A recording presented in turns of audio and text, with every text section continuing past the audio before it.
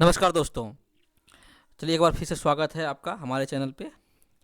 देखिए मैंने अब तक जो है बीपीएससी तैयारी 4 की इंग्लिश लिटरेचर की क्वेश्चन की तैयारी के लिए जो है 30 क्वेश्चन डिस्कस कर चुका हूँ मैं अब तक 30 क्वेश्चन। और ये मेरा पार्ट 3 है, मैं तीसरा पार्ट ये डालने जा रहा हूँ, ये वीडियो का तीसरा पार्ट है।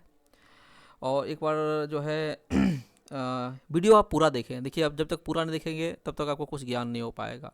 और एक चीज़ याद रखिए, मैं जो क्वेश्चन दे रहा हूँ बहुत ढूंढ कर क्वेश्चन ला रहा हूँ जो कि बहुत ही इंपॉर्टेंट है। एक चीज़ ये हमेशा याद रखें, ठीक है। चलिए, और मैं इसलिए छोटा वीडियो बना रहा हूँ कि आप लोगों को देखने में कोई दिक्कत ना हो, ठीक है। कि आप जो है मतलब अगर लंबा है तो आपको लगता है बोरिंग हो जाता है, इसलिए मैं 15-20 क्वेश्चन का ही सेट बना रहा हूँ, ठीक है। तो चलिए स्वागत पर जो है मतलब कि स्टार्ट करते हैं। क्वेश्चन है कि एडोलस Huxley was a poet but was better known as what? Dramatist, novelist, architect, ठीक है। तो एडोलस हक्सले जो है वो एक कवि थे, लेकिन वो किसके लिए अच्छे जाने जाते थे? तो इसका आंसर हो जाएगा नोवेलिस्ट, ठीक है। वो नोवेलिस्ट के रूप में जाने जाते थे। Next, how old was Robert Brooke at the time of his death? जब रॉबर्ट ब्रूक की मृत्यु हुई थी तो वो उनकी एज उस समय क्या थी? 24, 31 या 28? तो इसका आंसर हो जाएगा 28, ठीक है। रॉबर्ट ब्रूक जो है उनका जन्म 1887 में हुआ था और वो 1915 में उनकी मृत्यु हो गई थी, ठीक है। Next question, who was often called as the romantic poet as most of his poems revolve around nature? ठीक है।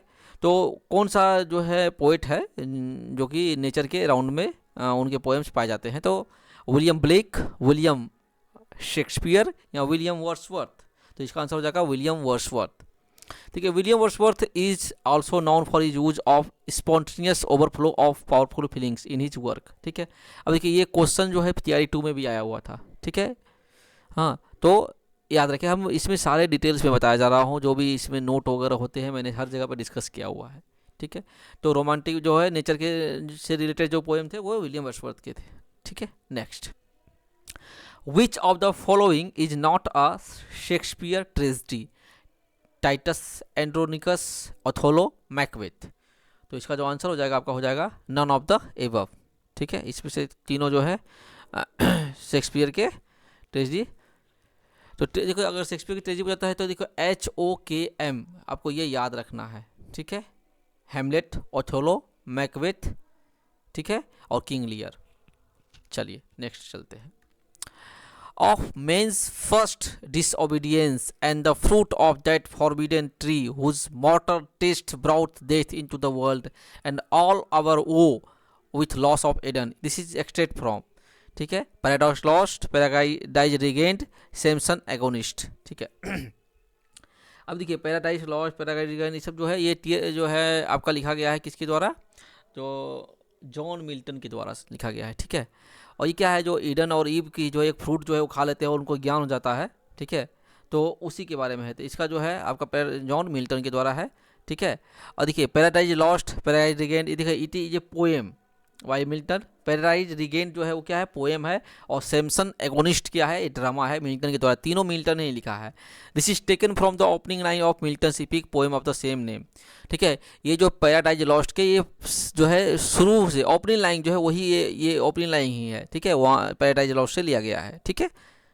चलिए नेक्स्ट क्वेश्चन। अब देखिए आपको यहाँ पर 3 क्वेश्चन हो गया है। सैमसन एगोनिस्ट, पैराडाइज रिगेंड और पैराडाइज लॉस्ट, ये तीनों किसने लिखा है? मिल्टन ने लिखा है। और पैराडाइज लॉस्ट और पैराडाइज रिगेंड क्या है? पोएम है। और सैमसन एगोनिस्ट क्या है? ये एक ड्रामा है। चलिए नेक्स्ट क्वेश्चन चलते हैं। What poison does Claudius pour into the ear of Hamlet's father causing his death?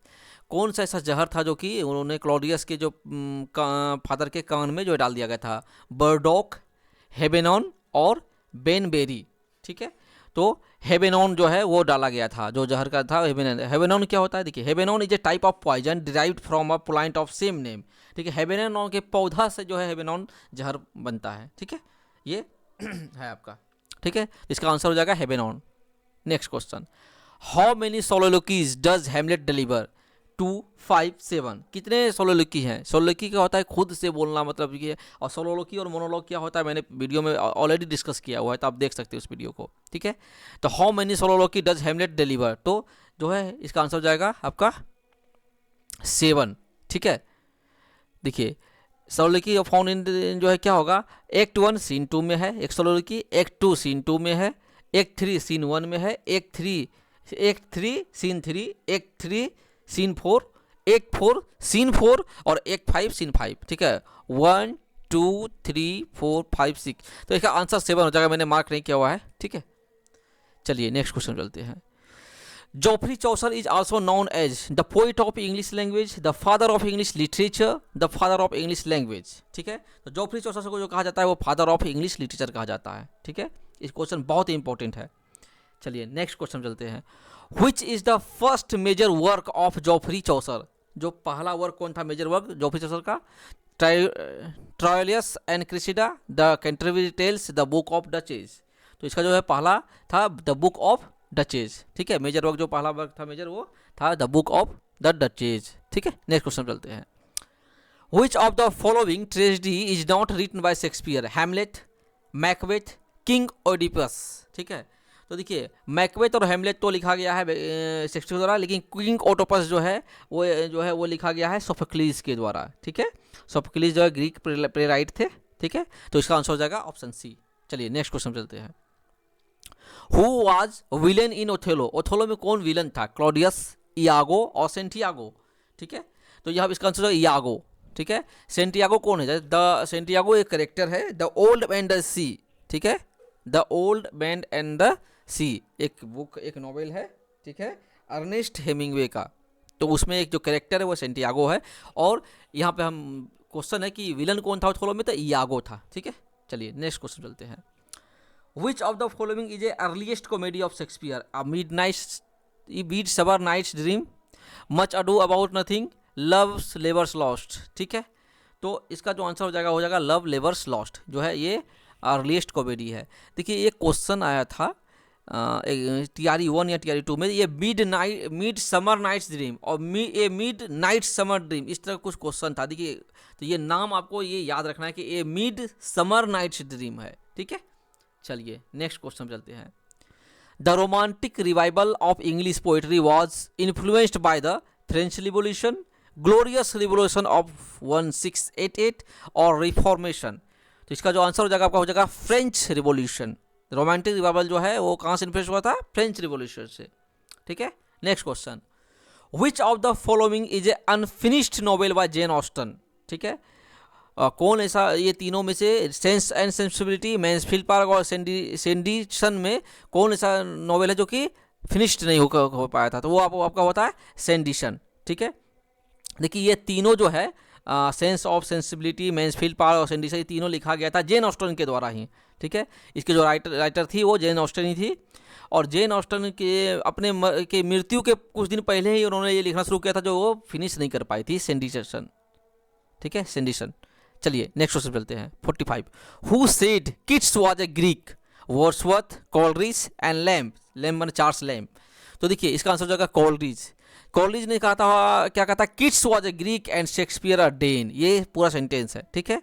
तो ये कोलरिज के द्वारा कहा गया था। चलिए अगला क्वेश्चन चलते हैं। Pride and Prejudice was originally a youthful work entitled Last Impressions, First Impression, False Impressions. तो इसका आंसर हो जाएगा आपका फर्स्ट इंप्रेशन। जो प्राइड एंड प्रेजुडिस जो है, जो लिखा गया है नॉवेल, उसका जो पहले वो फर्स्ट इंप्रेशन के नाम से प्रेस्क्राइब होता है, उसके बाद उसको नाम चेंज किया गया प्राइड एंड प्रेजुडिस में, ठीक है। चलिए नेक्स्ट चलते हैं। Who wrote Biographia Literaria? Byron, PB Shelley और एस.टी. कॉलरिज। तो इसका आंसर हो जाएगा Coleridge. It is a collection of literary criticism and autobiographical sketches, ठीक है। बायोग्राफिया लिटरेरिया क्या है? ये लिटरेरी क्रिटिसिज्म है, ठीक है, और एक कलेक्शन ऑफ लिटरेरी क्रिटिसिज्म। ये बहुत ही इंपॉर्टेंट क्वेश्चन है, एक चीज याद रखिए। 48 what was the cause of William's death in Sons and Lovers, ठीक है। देखिए सन्स एंड लवर्स जो है D.H. लॉरेंस के द्वारा लिखा गया है, एक चीज याद रखिए, ठीक है। और तो इसमें कहा जाता है कि जो उसमें कॉज ऑफ विलियम्स के डेथ की क्या कारण थे? An incident, suicide, pneumonia. तो इसका आंसर हो जाएगा आपका निमोनिया। निमोनिया के कारण जो है विलियम्स जो है डेथ हो गई थी, ठीक है, सनसेंस लवर्स में। चलिए नेक्स्ट क्वेश्चन मिलते हैं। Who calls poetry the breath and the final spirit of all knowledge? Wordsworth, Keats, Coleridge? तो इसका आंसर हो जाएगा वर्ड्सवर्थ। ही रोट उसे क्या लिखा? Poetry is the breath and final spirit of all knowledge, it is the impassioned expression which is in the countenance of all science. ये पूरा आपका कोटेशन है, ठीक है। तो ये किसने कहा था? विलियम वर्ड्सवर्थ ने। चलिए क्वेश्चन, अगला question. Identify the writer who first use blank verse in English poetry? Sir Thomas Wyatt, William Shakespeare, Earl of Surrey? ठीक है, तो इसका जो आंसर हो जाएगा आपका हो जाएगा अर्ल ऑफ सरे, ठीक है। उसने जो पहला आदमी ये अर्ल ऑफ सरे था जो उसने इंग्लिश पोइट्री को ब्लैंक वर्स का जो है इंग्लिश पोइट्री में यूज किया था। तो देखिए टोटल अब तक 50 क्वेश्चन मैं डिस्कस कर चुका हूँ, बहुत ही इंपॉर्टेंट क्वेश्चन है और इसमें एग्जाम में से जरूर आपको मिल जाएंगे, इतना मैं कॉन्फिडेंट के साथ कर सकता हूँ। बहुत ही इंपॉर्टेंट क्वेश्चन है, ठीक है। और आपको अगर मेरा जो है अच्छा लगता है पढ़ाया हुआ या सुझाव, तो आप सुझाव जरूर दे सकते हैं, और जो मैं सुझाव देता हूँ अगर आपको अच्छा लगता है तो ज़रूर मुझे प्रोत्साहित करें, ठीक है। Thank you so much.